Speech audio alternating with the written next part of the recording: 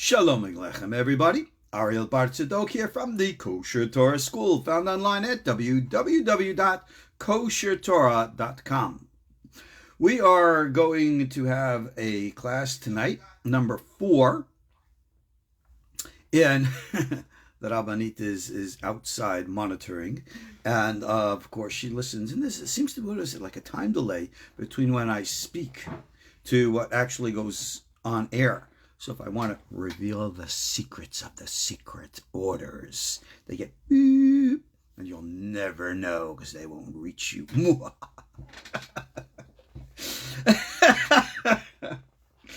Yeah, I like having fun with all that kind of fun stuff. Especially in tonight's class. Like, this is lesson 4 in our Kabbalah 101 Plus series. The Kabbalah your rabbis will not teach you. And tonight we're going to dedicate this class to the soul of an Avraham Chaim ben Yocheved Ruach Adonai Tahanenu Bagan Eden, young man who passed away at way too young an age. We hope, we pray that by mentioning his name that we can add some schut to his neshama and a blessing. That in the support given by his family, we will continue to teach Torah, at least this lesson. So, tonight we are going to continue our discussions in the 3 schools of Talmudic Sitrei Torah, the secrets of the Torah. Last week we discussed Ma'aseh Bereshit, and this week we're going to discuss Ma'aseh Merkava, and this is the real juicy stuff. Now, there is one other school of the secrets of Torah called Sitrei Arayot, the secrets of forbidden sexual activity, which actually goes way beyond that. And I'm toying with that idea because it really touches on extremely sensitive present political issues that, frankly, I really don't want to be drawn into for the sake of trying to maintain some continuity of balance in what we teach here at the KosherTorah School. One of the great lessons you learn in Ma'aseh Merkava practice is that this whole world around us, using the metaphor of the movie, really is a matrix. This movie is not this movie. This world is a movie, and it ain't real. In spite of what everybody wants to think and say and yell and scream, good for them. Ma'aseh Merkava. The word Ma'aseh, of course, means work. Merkava, of course, is the chariot. It's based upon the famous vision that was seen by the prophet Ezekiel, recorded in his famous book in the Bible, chapter 1, and elsewhere. Somebody said I should teach it. I am teaching it. That's what this class is all about. But to actually go into Ezekiel and to teach what he saw verse by verse. There's a dramatic pause because I want you to get ready for this. It's irrelevant, superfluous, and has nothing to do with us today. Oh, that might have ticked off a few people. You can imagine how much I care. Now, let's start off talking about Ezekiel's chariot. Number 1, in all due respect and all deference to my dear friend, and yeah, he is a friend, Eric von Daniken. Remember, famous Chariot of the Gods author? He and I have met and chatted on a good number of occasions at our ancient alien conferences that we've had over the years before we were all shuttered down by the COVID pandemic. And whether or not there will be alien conferences in the future, well, only God knows. But Eric and I have chatted, and he's a sweet old man. And he is absolutely confirmed and convinced of what he believes is true. Fine. I'm not out to change his mind or have him rewrite what he writes in his books. There's a lot of things that he's written in his later books which are actually rather quite valid. And I actually took him through elements or sections of those books and showed him. Now, Here is a very important point. When you learn the Ezekiel's chariot, it says very clearly, Wahi yad Hashem alai, which means, and the hand of God was upon him. What does that mean? Does that mean some big hand came down from the sky and grabbed you? No. It is a traditional metaphor, symbol, for expressing the fact that Ezekiel was in an altered state of consciousness. Now, we see an echo of this later in the book of Daniel. If you remember, Daniel's hanging out with a bunch of his buddies, and he's having a vision. And Daniel sees the vision, but no one else does. He's up there googling his eyes. Ah! Everyone's going, what the heck is he looking at? And they didn't see it, but he did. Why? Well, go back, way back, into the stories of the prophets, with the story of Elisha, who was in a town. He was surrounded by the army of the enemy who was out to get him. His student wakes up, goes out, and sees this town surrounded. And he rolls his eyes, Elisha does. Says, Hashem, please just open this guy's eyes. Let him see. And all around, he sees what's called an army of angels. Were they really there? Yeah. Were they physical? No. Were they invisible? Remember, if you're physical and invisible, that means if I bump into you, I bounce off. No, but they were there in an altered reality. Now, that's a bunch of BS, right? You Western secularist rationalists, you don't believe in any of this. Good for you. I'm not here to argue with you. I could care less. But to add insult to injury to you guys, I'm going to bring the old Bible story into modern times. I'm going to bring you two stories that I heard from reliable military intelligence officers in Israel. The facts are well known in military history, but the rest of the story, as Paul Harvey would say, doesn't seem to get out there much. It is a known story in the 1967 war. I think was it 73? I forget which war it was, whether it was Yom Kippur. I think it was Yom Kippur, where an entire Egyptian tank company in Sinai surrendered to like 6 Israelis. It was one of the most flip-flopped military blunders in the entire Sinai campaign. It cost Egypt the war. What happened? Well, according to this Army intelligence officer, and yes, I do know his name, and no, I'm not allowed to tell you, so don't ask. We'll just call him Shlomo, all right? It was Colonel Shlomo. That's all I can tell you. And Colonel Shlomo told me that they, captured people from that corps, and they interrogated them, debriefed them. What the heck are you surrendering? 1,000 guys, the 6 or whatever it was. Go look up the Google the details of it. You'll see. And accordingly, the Egyptians, thought that they were absolutely outnumbered and surrounded by the Israeli cavalry, who had surrounded their artillery and mechanized pieces, their tanks and stuff, and they had no choice but to surrender. Israel doesn't have a cavalry, right? Cavalry is like old school, the olden days, 7th Cavalry kind of stuff. What did they see? What was in their minds that caused them to act the way they did?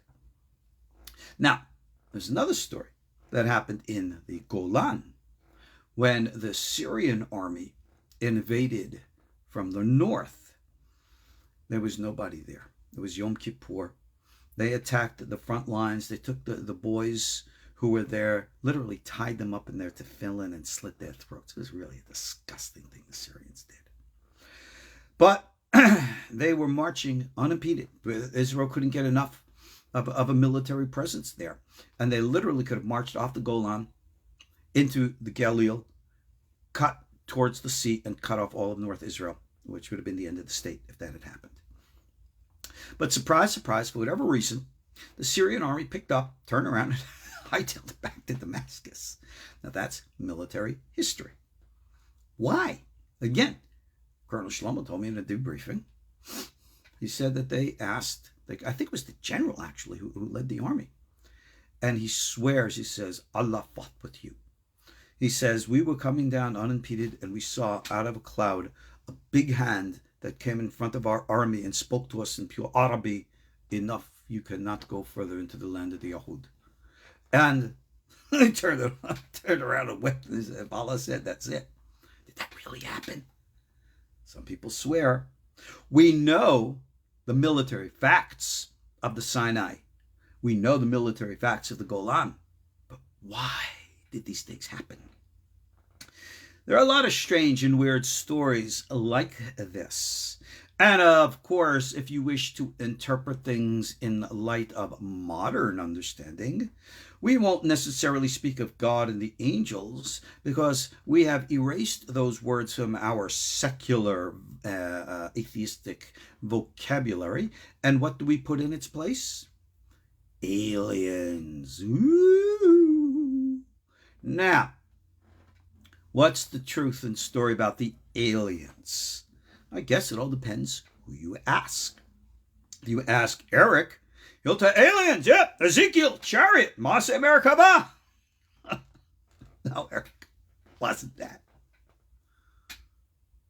But it was something, wasn't it? Now, if we want to look at this from the point of modern psychology, we can go into the writings of Carl Jung, or you can even go into the writings of Erich Neumann, who is the professor of psychiatry over at Tel Aviv University. He was a big Jungian, creation of consciousness guy. Somebody's saying here, all angels are aliens.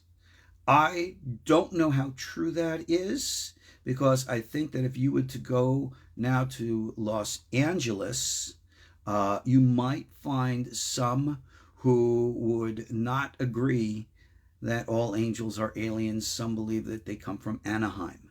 That's a matter of opinion, I guess. Maybe everybody out of Anaheim is an alien. I think some of the people in LA are definitely aliens, but I think people out there agree with that. But anyway, to get back down to earth, hopefully. What about aliens?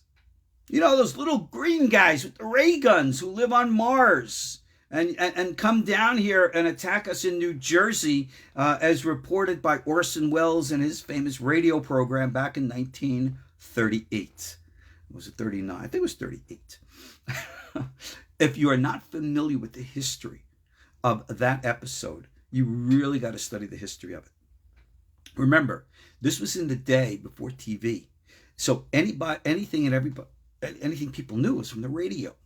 So Orson Welles did a play with the War of the Worlds, the famous story, and he announced, they had commercial breaks and they announced this is a play, etc. But people tuned in, apparently weren't listening to the commercials or the announcement, and they thought it was real.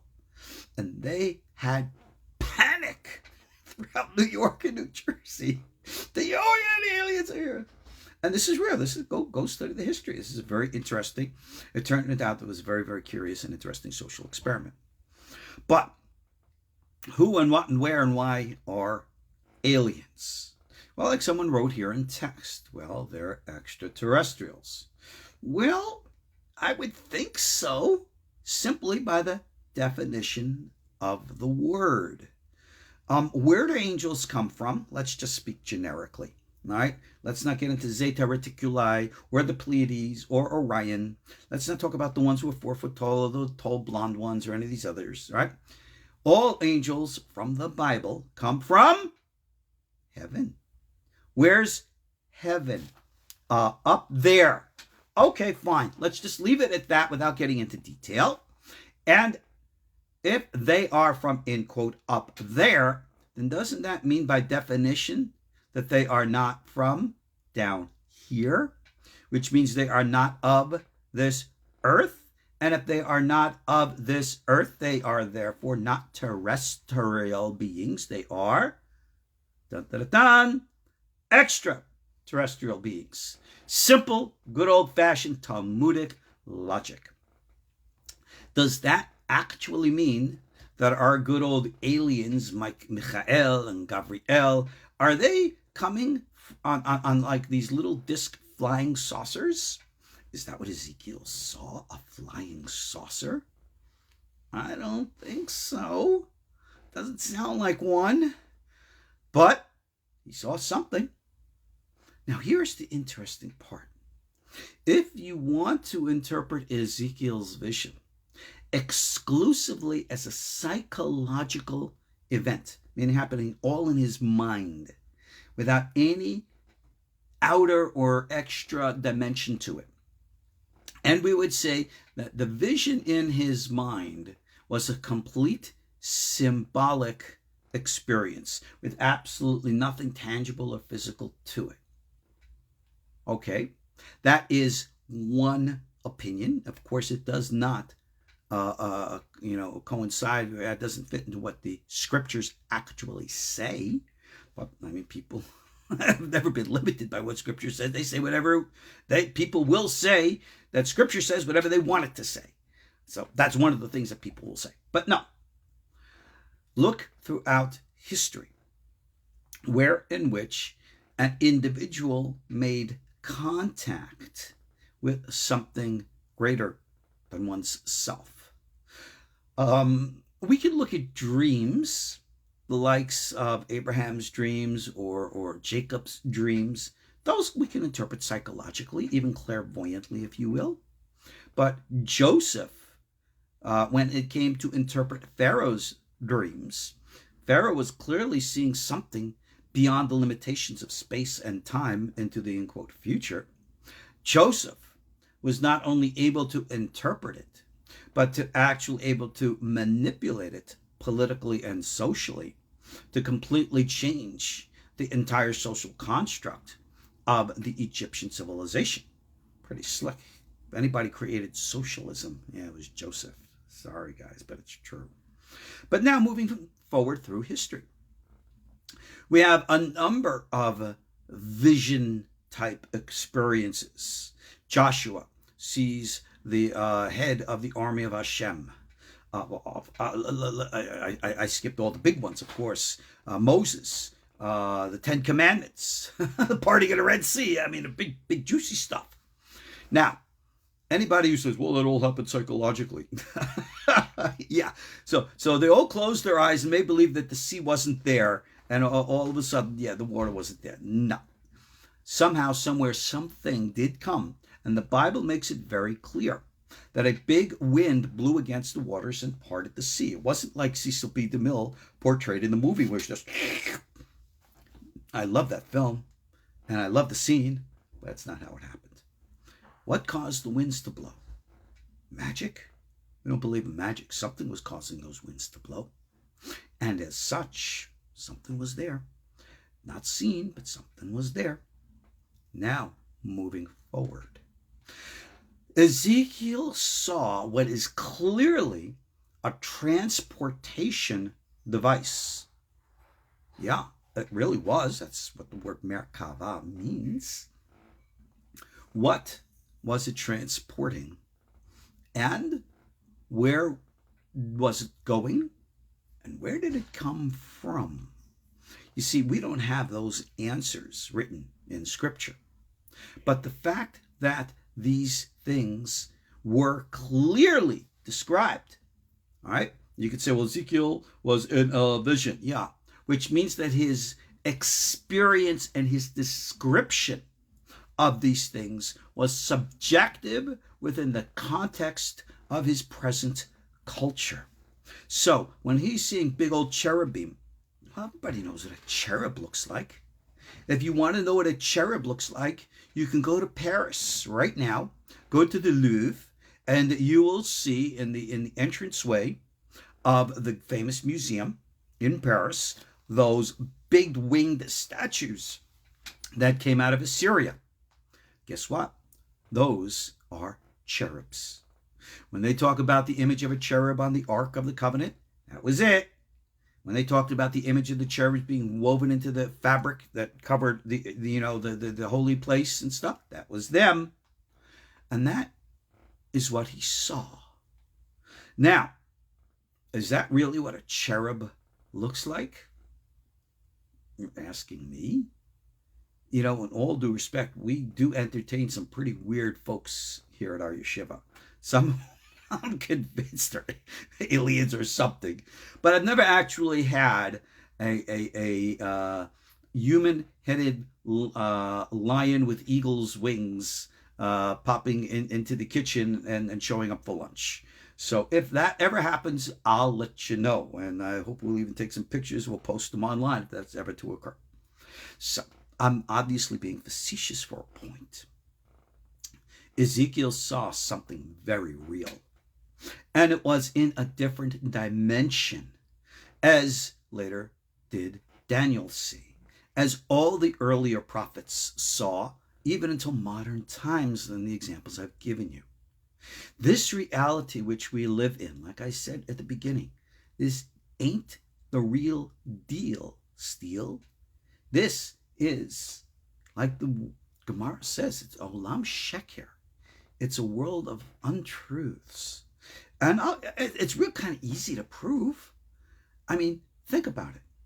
In the greater scheme of things, the way that we measure time today, the Earth has been around for about 4.5 billion years, right? And humanity, no, we haven't been here for just 6,000 years. We've been here for a few million. And there have been civilizations before us, high advanced civilizations that have gone up and down, some human, some not. These were the kings who reigned in the land of Edom prior to there being a king in Israel.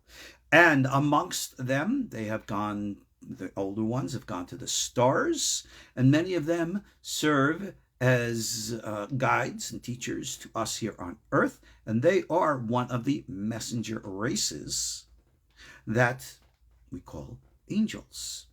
How else do you think they come down to earth and they look at all of our sexy women and they go, hubba, hubba, hey, baby. and they breed with our women and create, in quote, nephilim. I mean, where do you think all that comes from? All right? These weren't, lion-bodied, human-headed kind of guys and stuff like that. No, these weren't cherubs. These were others.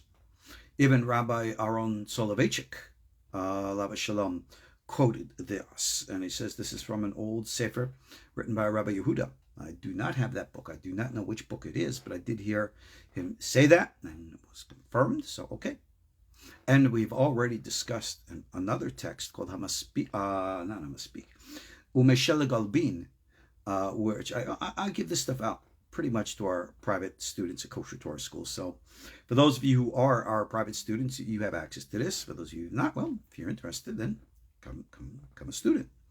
And I showed from this 15th century text how it spoke about the pre-Adamic civilizations, how the humans who were then, had become the angels of now. And I knew this was so controversial that when I translated the material, I actually included photocopies of all the original Hebrew texts, because I know the rabbis are going to read this. They're not going to be able to handle it, because it goes so against everything that they know and believe that they should know these things.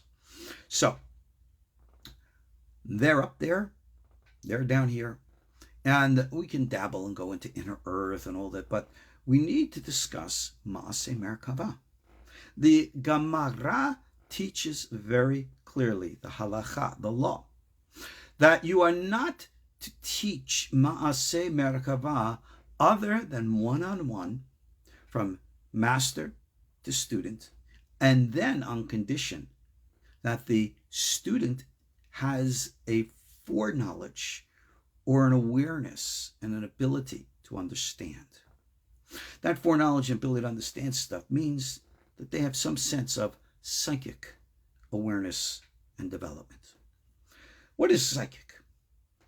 People think that somehow psychic is a gift, magic, hocus pocus. That is the biggest bunch of baloney. First things first, to teach and to understand Ma'aseh Merkava, we need to understand that there are such things as higher realities, other dimensions, other beings. Now you can acknowledge this in faith and say, I believe. Hallelujah. What the heck does that matter? I believe in Santa Claus and the Easter Bunny. What does that matter? Who cares? I don't care what you believe. I've always said that. What can you show? What can you experience? I'll bet you every one of you listening now, live or recording, if I say to you this, you have had an experience that you darn well know is true and real, and you know no one else will believe you. Because somehow, somewhere, something about it was real, and you'll shut up about it because you'll know it's unbelievable. Everyone, I guarantee everyone here has had such an experience at least one time in your life. Don't know what it is, don't care. We don't live in a little isolated world. We live in a much greater world. And that veil is pierced over and over and over again throughout all biblical times. And just to digress for a moment, the nature of this piercing the veil is not religious. It's not even spiritual. It's rather human. The ways and techniques that we teach in the Ma'aseh Merkava that are used to expand awareness so as to interact with this greater reality. These techniques that we teach, we have no monopoly on them. Other people teach them just as much.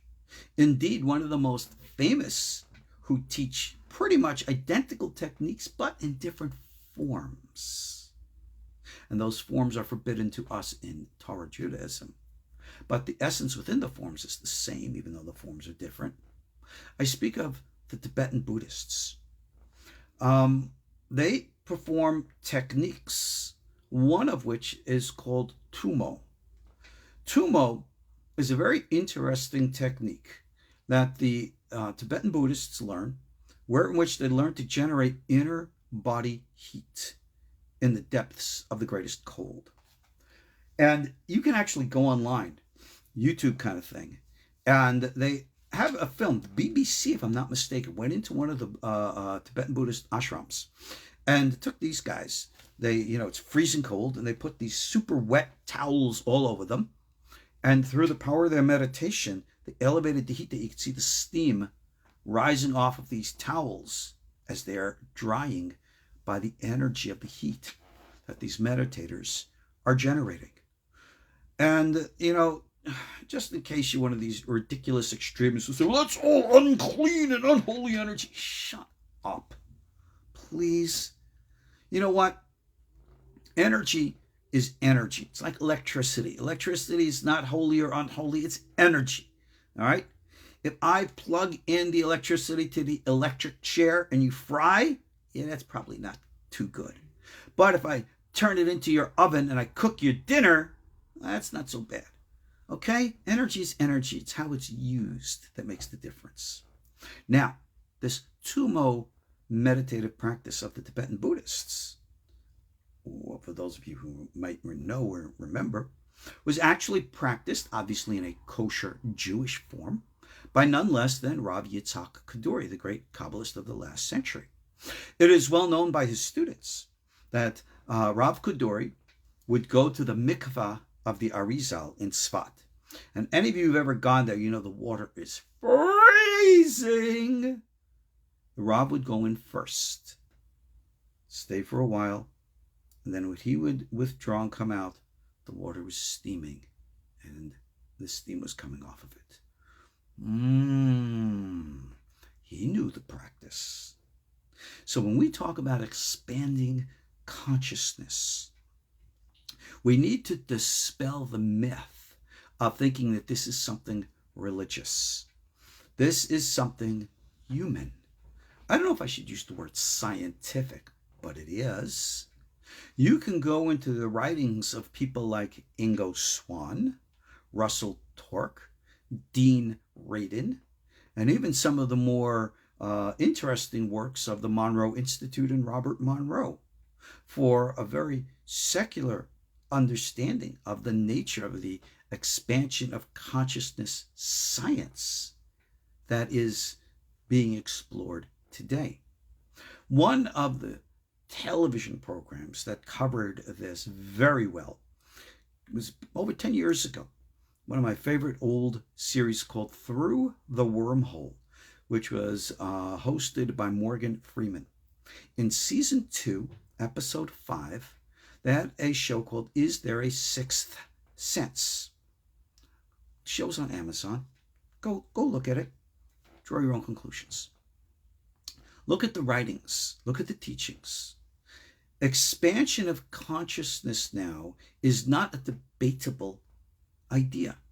No one who is rational could say, well, it's all ridiculous, because it's not. There's scientific evidence for this now. And so for all of those closed-minded individuals who want to say it's all nonsense, sorry, that's an unscientific point of view. That's the facts of today. So now, we're going to expand consciousness, fine. And what are we going to see? That's a good question. What are you going to see? Well, the first things you're going to see, and this is where psychology, especially Jungian psychology, comes into play. For those of you who know, I'm a student of Jungian psychology, and I've been a Jungian-based counselor for close to 30 years, I guess. Yeah, good. Time flies when we're having fun. And I tried to help you understand things in a reality so as not to be involved with or to become surrounded by mythology, which is fantasy. You see, when I came out with Let There Be Knowing, and the new book which I'm working on right now, using holy names to develop, to expand, to develop psychic abilities. That's pretty much what the new book's about.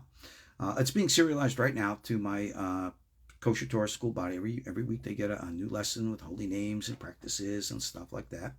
And judging from the response I'm getting from the students, they seem to be making contact. So, okay. But what are you connecting with? Well, before you can get into the higher realms, you have to first get through your own garbage, your muck, your mire. In psychology, we call the repressed subconscious elements.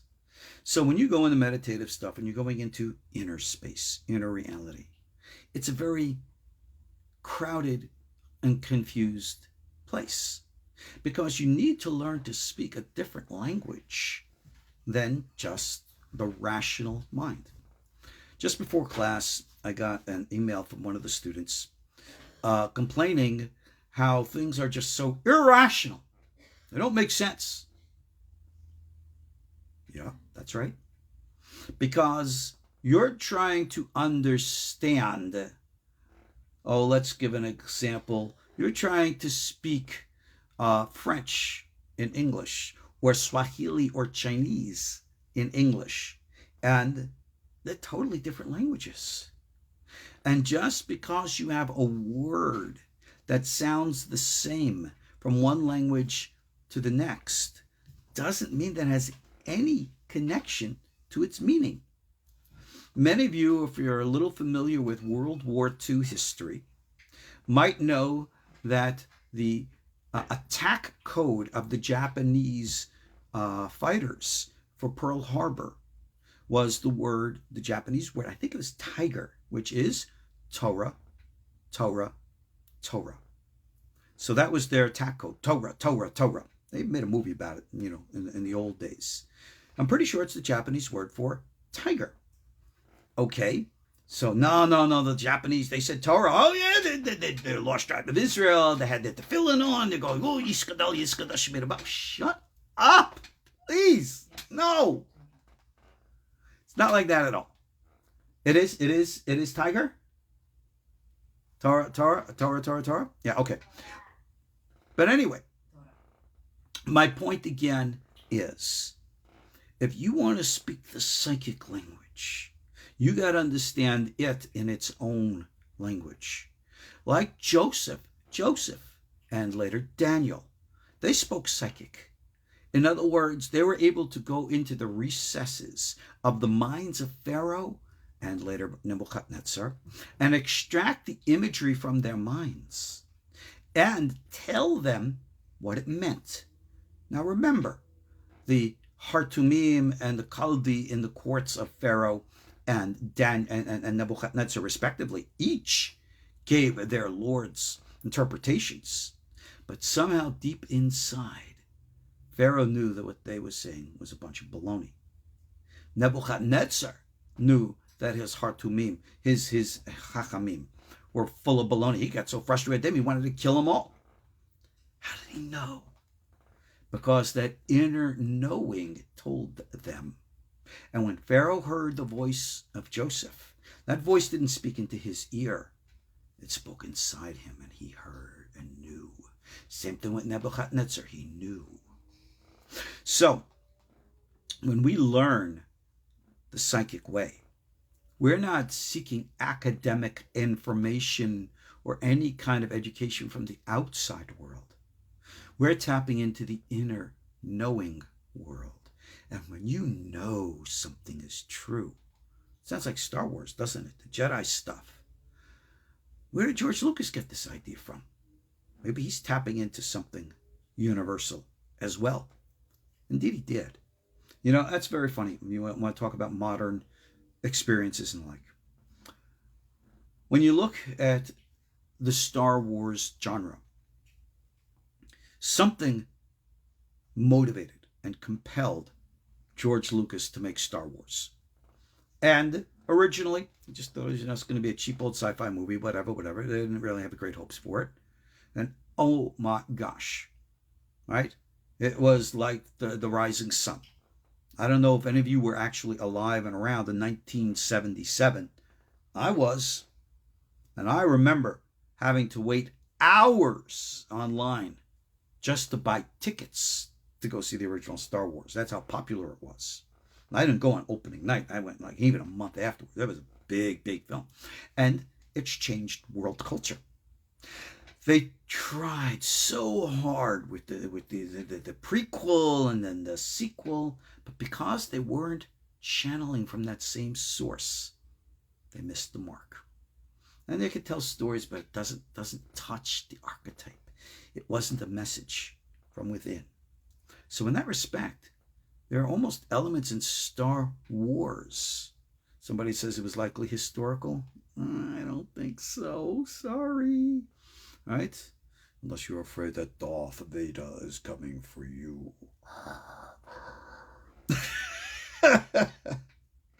Yeah, okay. Yeah. Actually, yeah. No. I haven't met Luke Skywalker yet. I have met Captain Kirk. Yes, I have.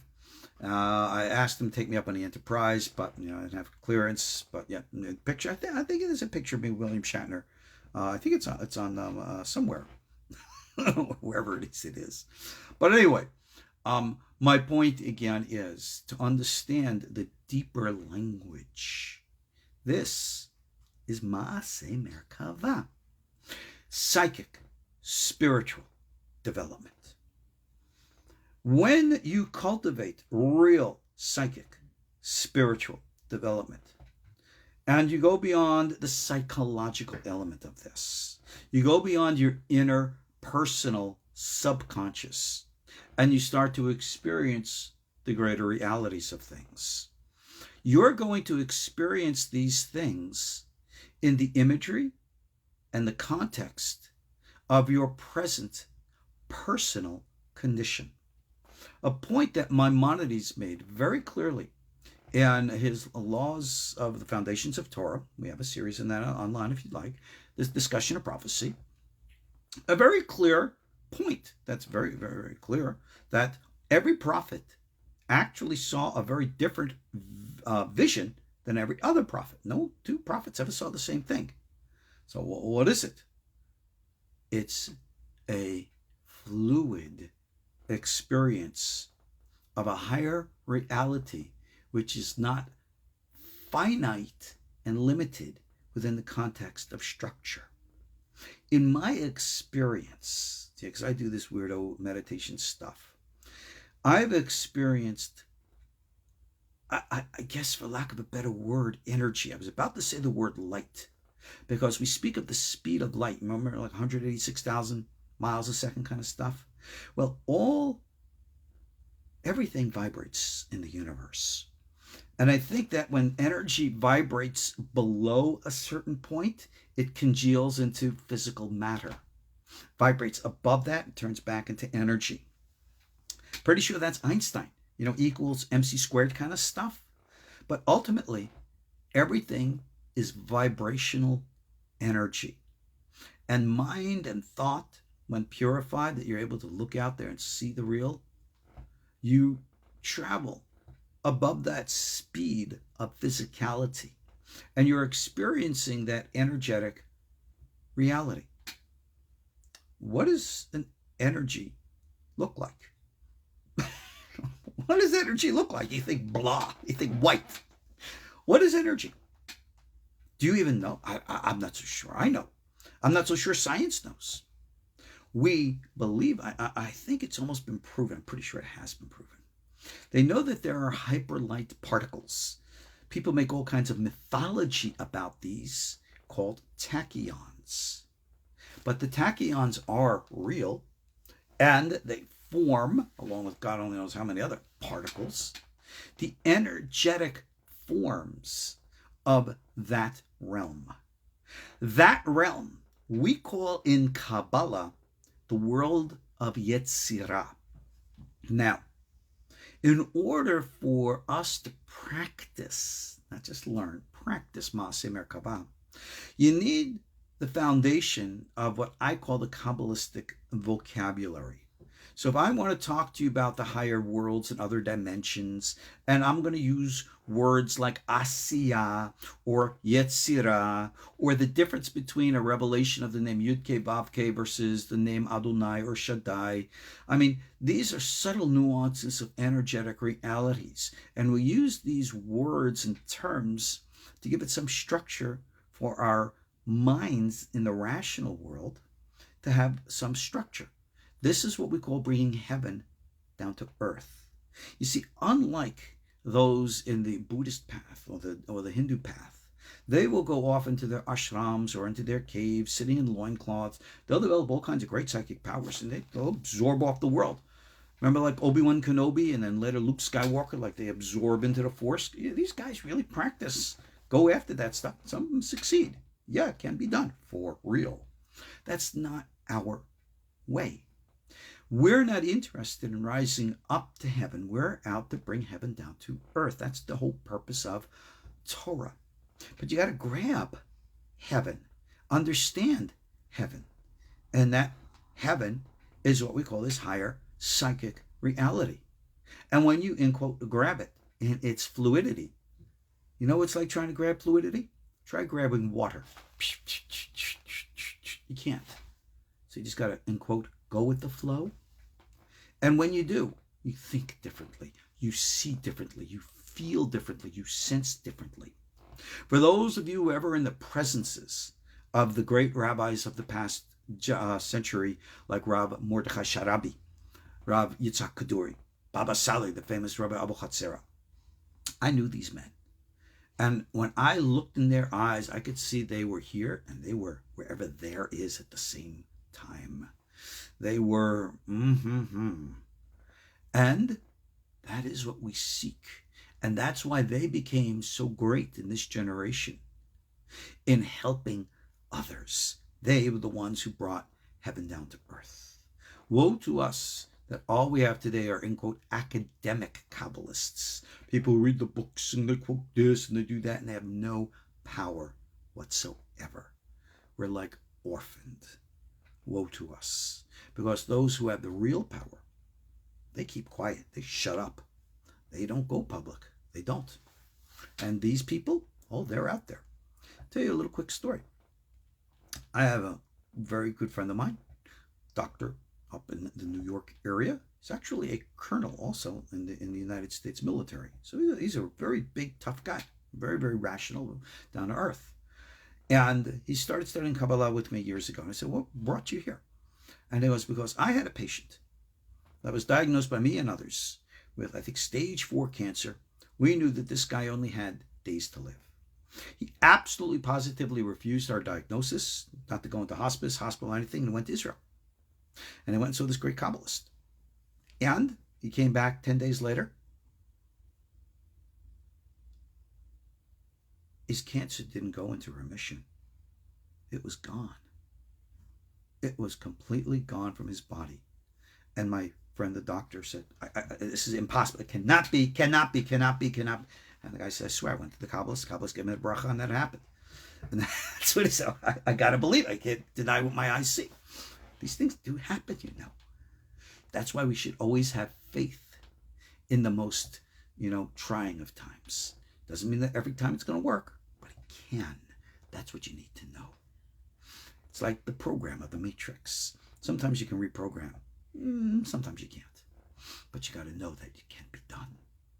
So, Ma'aseh Merkava, today, you can learn,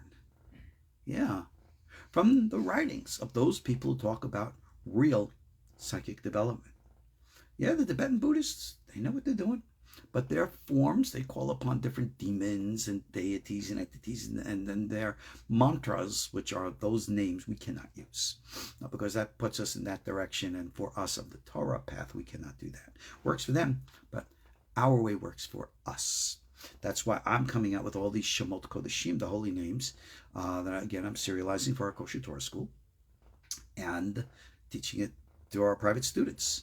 One thing else I'm doing, I haven't given a class to my private students in a long time. And, we just finished the high holidays and Yom Kippur, Tate Witi, do Tshuva. So this Sunday night, I think it's the 17th of October, I'm starting again a private class for my private students. It'll be Zoom invitation only, on the book Shari Kedusha, The Gates of Holiness by Rabbi Chaim Vital, sections 3 and 4. Now, I've done it before, years and years ago. Courses are available online, but this time we're going to go deeper. We're going to go into the real deep stuff. And I'm going to teach my private students what needs to be done for these days, for these times, to know and understand what real Ma'aseh Merkava is all about. You're interested? Does this speak to you? I'm not interested. Let me tell you something. Okay, I am not an academic kind of guy. If you are interested in learning books and knowledge and theory, there are a lot of great places out there. If you're looking for superficial type of, well, let me just take a step back. If you're looking for intellectual entertainment, there are plenty of places out there. If you're having emotional instability and you're looking for places just to make you feel good, there are places for that too. All right? You have all of the teachings out there from the academic Kabbalists, from Lubavitch and Breslov and all the rest. But let me just tell you this. Rabbi Nachman, you don't understand Rabbi Nachman. You got to be an insider to understand Rabbi Nachman. And everything that I see taught in Rabbi Nachman's name today, forgive my choice of language, but I'm going to say it because it really expresses my true feelings. It pisses me off. Because what I've seen in English, they just don't get his flow. They don't understand his psyche. He was psychic. His mother, Aggie, was psychic. They understood this.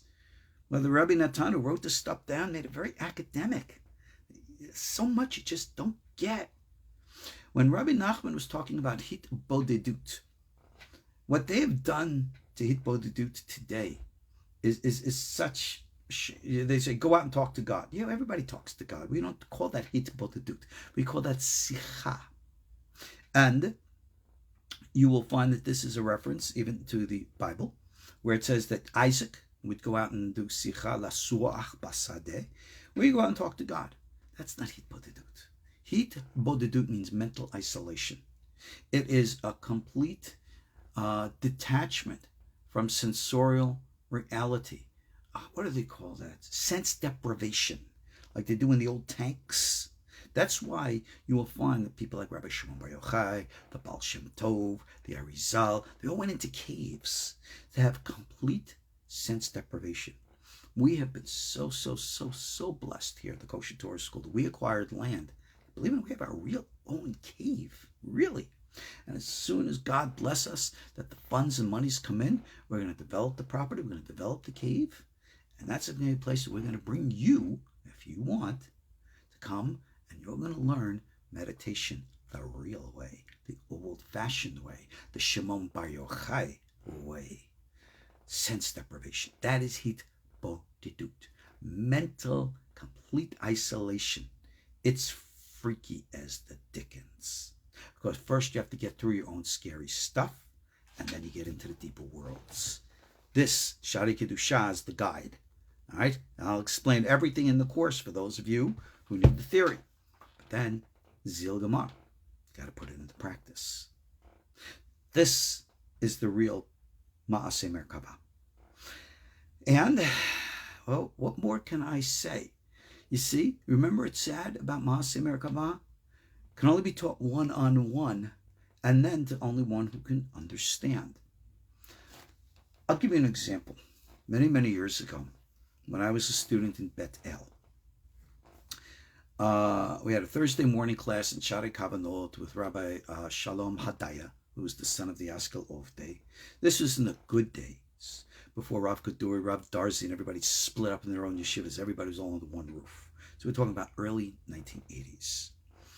And we were learning in Shara Kavanot, the Kavanot of Tefillin. And for those of you who are not familiar with Jewish ritual practice, we have the little boxes, little leather boxes called Tefillin. Like it says in Deuteronomy, you shall bind them upon your heart, which means your arm, and then upon your forehead, which we do to this very day. So if you ever see Orthodox Jewish men praying in usually the morning service, they have the boxes on their heads. Now, what size are these boxes supposed to be? Today they are of a specific standard size, but the Talmud makes a very weird statement, that there's actually room on the head for two, one on top of the other, and on the arm, one on top of the other. Now, for those of you familiar with Jewish tradition, inside the boxes, there are the 4 parchment scrolls, each of which speaks about the commandment. The commandment says to do it, you put it in there. Now, go on the KosherTorah, and you'll look that when you wrap the tefillin around the arm, there's actually some contact with acupuncture or acupressure points. It actually has a stimulating, energetic effect. I didn't write that article, but I think it's still up there. So look up like tefillin and acupuncture, and you should find it. But anyway, according to the opinion that's ascribed to famous Rabbi Rashi, he says that the 4 sections of the Torah are supposed to be written in a specific order. His grandson, Rabbeinu Tam, says no, in a different order. Now, these has come to be called 2 different types of tefillin, Rashi and Rabbeinu Tam. And most pious rabbis today, if they choose to observe both, will put on one after the other in the middle of the morning prayers. But there was a tradition dating way back, actually. They even found this at, I think, either Qumran or Masada, that you had little itsy-bitsy tefillin of Rashi and Rabbeinu Tam, even though in those days they obviously called it by different names, and that they were worn next to one another. Rashi, and then on top of it, Rabbeinu Tam, and then on the arm, the same. Now, according to the Kabbalah, the Ari, he says the reason why we have the 2 tefillin is because they correspond to the 2 different sephirotic mochin, Chochmah and Bina. Whereas Rashi tefillin, the normal one, corresponds to Bina, the rational mind. Rabbeinu Tam tefillin correspond to Chochmah, the intuitive, psychic mind, which is, Ma'aseh Merkava going into that. But anyway, so on the head, when you wear the tefillin, you wear the Rashi below, and then you wear the Rabbeinu Tam on top of it, concealed with the kippah and the talit. Why? Because that's the concealed brain, the intuitive psychic, Chochmah Atzilut. So on the head, Rashi here, and it's not really, it's at the forehead level, but here is Rashi, and then on top of it, the Rabbeinu Tam. You could actually, if you want to see pictures or images of this, I'm sure it's something like that online. But now let's go to the arm, okay? On the arm, you also have to put the two, okay? You have the Rashi and the Rabbeinu Tam. So here's my arm. The Rashi would go here on top, because remember my arm goes down like that.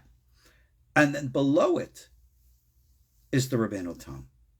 But didn't we say that the Rabbeinu Tam was of a higher level than the Rashi? So on my head, here's Rashi, and here's Rabbeinu Tam. On my arm, Rashi's on the top and Rabbeinu Tam's on the bottom. The opposite. Anybody want to take a guess why that's the case? I asked Rav Hadaya, I said, why is that? He looked at me, smiled, and went like this. I understand. Thank you. And that's how they knew that I could understand. Oh, you're all going so intellectual with your comments here. Forget that nonsense. You didn't get it, did you? The Rav didn't answer me with words. He answered me with an image, a sign language. And if you don't know the greater flow of energy, you'll never pick it up. Poteach et yadecha umaspi'a lekol hayratzon. Open up your hands and give to life their sustenance. When we pray, we raise our hands on high. And when you're raising your hands for a bracha, guess what? That Rashi, which was here, is now below, and the Rabbeinu Tam, which was below, is now above. So it is correct if you do it right. No words were necessary to teach me that. And I'm giving you these examples because I know you get it. I know you understand. But your problem, same as mine, is that we think too much. We question too much. We doubt too much. Remember, the Hebrew word for doubt is safek. Safek is the numerical value of the word Amalek. Amalek is the enemy because we're overly rational, because you're afraid to go from the rigid into the fluid. You're afraid to go from childhood to adulthood. You're afraid to wake up. And in the wise words, the sleeper must awaken. So you want to know what's going on out in the world, out in the universe? Remember, I think, was it this year? Where the big controversy was Professor General Chaim Eshed, who was the head of Israel's NASA, came out with a book and said, oh yeah, we've been in touch with the Galactic Federation for years and years, and we're doing this and we're doing that. And everyone just ignored the story. Even the ancient aliens didn't seem to be too impressed. Well, I finally got Professor Eshed's book, Hayakum Me'aval Ofek, right? The universe, the horizon, right? From what is it? Hold on a second. Quote it right. From beyond the universe, beyond the horizon. And he's got some very interesting stuff. And I was commenting to the Rabbanit. I said, no one's translating this. No one's touching this. You can't even get the book here. And I said, it shows you how much censorship, how much lies are in our world right now. We're in very, very deep doo-doo, in case you don't know. All right? I've been warning for years and years and years that all of this was coming. And guess what? It's here. And we're in the middle of it. And don't worry about what it is. Go online, go look it all up. And there's only one salvation. You got to break out of the prison of this lie. If you don't learn the psychic stuff and make the contact and do what needs to be done, then forever will the lie dominate your destiny. Yeah. Now, I'm going to share with you funny stuff. One of the greatest points of a lack of communication between me and the Rabbanit is because, as you know, the Rabbanit's from Europe and from a completely different generation. And oh, my poor Rabbanit, I abuse her. I really do. I subject her to such torment. Why? Because I make her watch reruns of the Beverly Hillbillies, Green Acres, Super Chicken. I make her listen to old 60s music. She puts her foot down and says she's not watching anything in old black and white. So I can't get her to watch old Twilight Zone and the Three Stooges and the like. But what can I say? I'm terrible, I confess. But our world of imagery that we know, and the French have theirs, and every culture has their own too, are expressions of deeper realities that when we seek to understand them, we can see that this is true. So on that note, I hope that I've shared with you what the real Ma'aseh Merkava is all about and why it can only be taught one-on-one, because we have to go inside you and we have to walk the path individually. Can't do that externally. Can't learn that from a book. So remember, like they said in that movie Field of Dreams, if you build it, they will come. When you are ready, the teacher will appear. When your time is right, you'll know it. And if you want to get in on our latest private class starting this Sunday night, email me, ariel@tzadok@gmail.com. Become a supporter of our school. We ask for a minimum donation, $50 a month. Regardless of inflation, that's what it is. If you can pay more, great. We all got to make a living. And we try to do things honestly and upright and the like. If you want, it's there for you. And if you don't, that's great. Don't you worry about it. Because give us another 1,000,000 years or so. All of our souls are going to evolve. We're all going to ascend on high. And we're going to look back and say, hey, do you remember the day when we used to sit and argue? And we're going to sit and laugh. We were so immature. Look at that crazy stuff that we did. We had all these different religions. Oh, we believed all this stuff. Another 1,000,000 years, maybe less. But just in case you're serious, just in case you want to realize that this world really is, like the Gemara says, Olam HaSheker. Don't take my word for it. Why believe me? Who the heck am I? I don't want you to believe anything that I say. I want you to see with your own eyes. Maybe I can help you with that. Let's conclude on that note. Ariel Bar Tzadok, KosherTorah School. Blessings to you all from the Rabbanit and from our children, Sierra and Lavana. Where's Lavana sleeping? Okay, remember little Ivana? She's so sweet and cute. Wait, you see her now. I don't think the Rabbanit's prayers were answered. She said, oh, please stay small. Please stay small.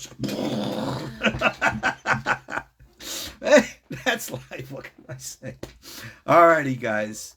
Be in touch. We'll see you all soon. Yeah, that's it. I'll see you all soon. Kol Tuv. Shalom.